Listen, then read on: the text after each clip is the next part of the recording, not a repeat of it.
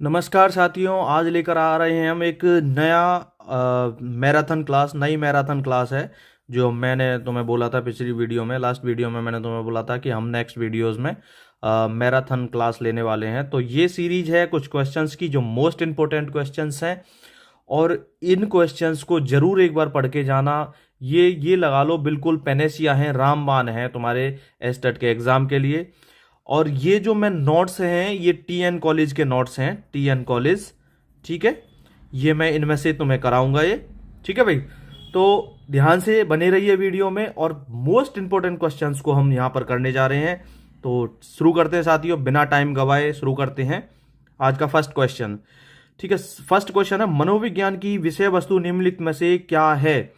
आत्मा है, मनुष्य है, व्यवहार है या मनुष्य है? तो मनोविज्ञान की विषय वस्तु क्या है? व्यवहार है, ठीक है।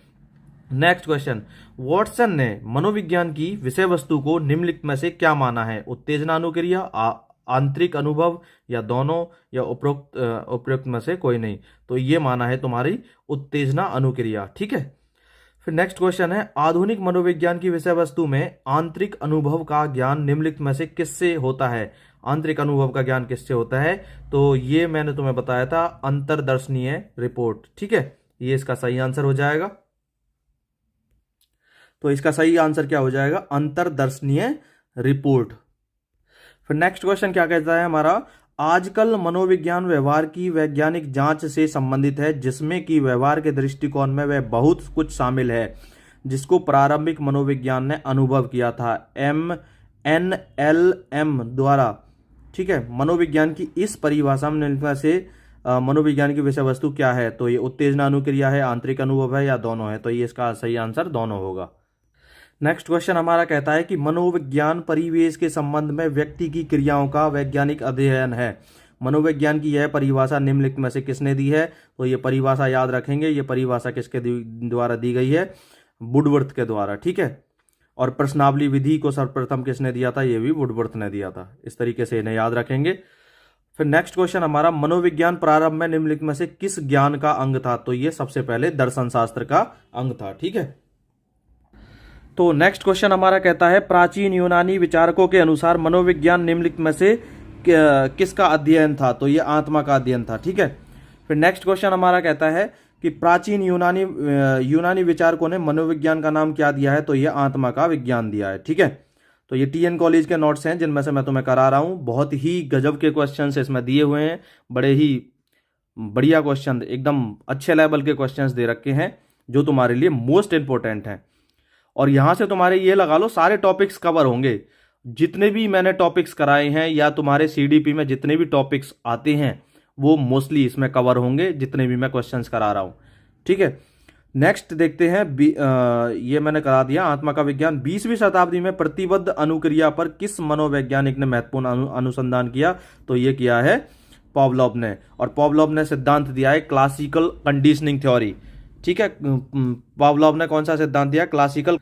तो पावलोव के द्वारा ये सिद्धांत दिया गया है, क्लासिकल कंडीशनिंग थ्योरी दिया गया था। मैंने तुम्हें कनेक्ट भी कराया था, क्लास से क्लास लेंगे, कंडीशन से कंडीशन लेंगे, और क्लास की कंडीशन ये होनी चाहिए कि भाई क्लास में लव नहीं करना है। पावलोव, इस तरीके से मैंने कनेक्ट कराया हुआ है। नेक्स्ट क्वेश्चन है, मनोविज्ञान के इतिहास में सबसे पहली पाठ्य पुस्तक निम्नलिखित में से किसने लिखी थी?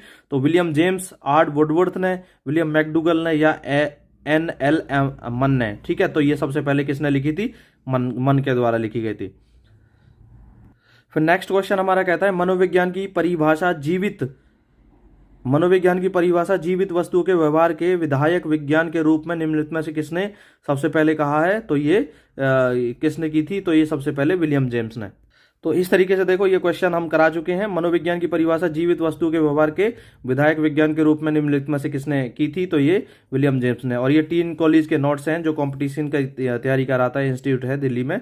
तो बड़े ही अच्छे नोट्स हैं ये। फिर नेक्स्ट क्वेश्चन है, 20वीं शताब्दी में मनोविश्लेषण संप्रदाय की नींव। मनोविश्लेषण संप्रदाय की नींव मैंने तुम्हें बताया है। मन का विश्लेषण किसके द्वारा किया जाता है? फ्री होकर किया जाता है, फ्राइड ने, सिगमंड फ्राइड ने दी है। नेक्स्ट क्वेश्चन कहता है, 20वीं शताब्दी में प्रयोजनवादी संप्रदाय हॉर्मिक स्कूल की स्थापना किसके द्वारा की गई थी? ये विलियम मैकडूगल के द्वारा की गई थी, ठीक है। बड़े ही गजब के क्वेश्चन हैं, इसलिए मैं कह रहा था कि मैराथन क्लास में बने रहिए।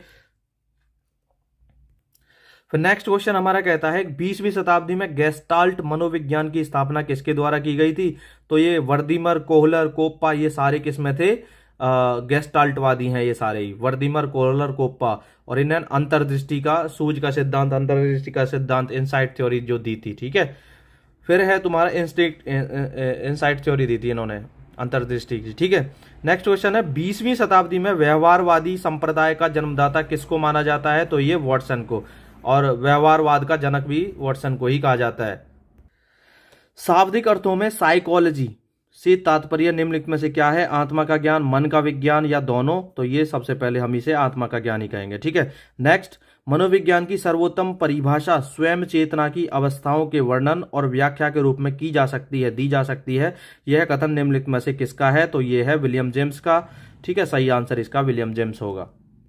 फिर नेक्स्ट क्वेश्चन हमारा कहता है मनोविज्ञान की प्रकृति निम्नलिखित में से किस प्रकार की है? तो ये दार्शनिक है, कलात्मक है, वैज्ञानिक है, या साहित्यिक है? तो ये वैज्ञानिक प्रकार की प्रकृति है मनोविज्ञान की, ठीक है। नेक्स्ट हमारा मनोविज्ञान में व्यवहार के व्यापक अर्थों में निम्नलिखित में से क्या सम्मिलित है? कर्मेंद्रियों की क्रियाएं, ज्ञानेंद्रिय की क्रियाएं, अनुक्रिया, यंत्र क्रियाएं, तो ये सभी हैं मनोविज्ञान के व्यवहार में, ठीक है। व्यापक अर्थों में कहें तो कर्मेंद्रियों के बारे में भी क्रियाएं हैं, ज्ञानेंद्रियों के, और अनुक्रिया, यंत्र की क्रियाएं। सही आंसर इसका होगा ऑप्शन 4।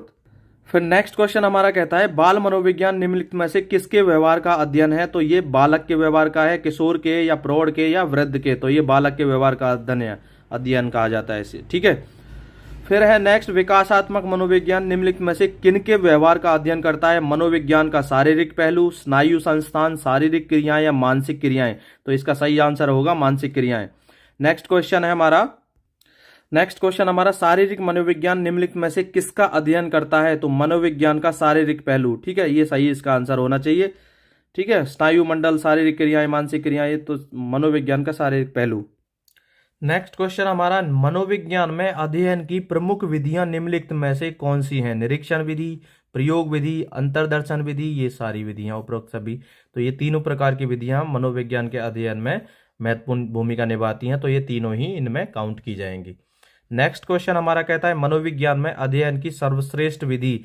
तो सर्वश्रेष्ठ विधि कौन सी मानी जाती है? निरीक्षण विधि, अंतर्दर्शन विधि, प्रश्नावली विधि, और प्रयोग विधि। तो प्रयोग विधि को सबसे ज्यादा बेस्ट, सबसे सर्वश्रेष्ठ माना जाता है। नेक्स्ट क्वेश्चन हमारा कहता है मनोविज्ञान में अध्ययन की सबसे कम प्रमाणिक विधि निम्नलिखित में से कौन सी है? तो निरीक्षण विधि, प्रयोग विधि, प्रश्नावली विधि, या अंतर्दर्शन। अंतर्दर्शन विधि को कम प्रमाणिक माना जाता है, सबसे कम प्रमाणिक माना जाता है, ठीक है। फिर नेक्स्ट क्वेश्चन हमारा कहता है कि मनोविज्ञान में व्यक्ति की मनोवैज्ञानिक समस्याओं का पता निम्नलिखित में से किस विधि द्वारा लगाया जाता है? तो मनोविज्ञान में व्यक्ति की मनोवैज्ञानिक समस्याओं का, तो ये लगाया जाता है निरीक्षण विधि से, प्रयोग विधि, प्रश्नावली विधि, या जीवन वृत्त विधि। तो ये लगाया जाता है जीवन वृत्त विधि, ठीक है। नेक्स्ट क्वेश्चन हमारा कहता है विश्वविद्यालय अनुदान आयोग, ठीक है, निम्नलिखित में से किसमें मनोविज्ञान का अनुप्रयोग कर रहा है? टेलीविजन, पाठ्यपुस्तकों के सुझाव में, विद्यालयों का अनुदान, या वजीफे? तो ये सबसे जो बेस्ट आंसर इसका होगा वो टेलीविजन। नेक्स्ट है एनसीईआरटी निम्नलिखित में से किसमें मनोविज्ञान का प्रयोग कर रहा है? एनसीईआरटी किसमें कर रहा है? वो पाठ्यपुस्तकों के निर्माण में कर रहा है, ठीक है। पाठ्यपुस्तकों के निर्माण में एनसीईआरटी अपना महत्वपूर्ण योगदान दे रहा है, और एनसीईआरटी की फुल फॉर्म सबको याद होनी चाहिए।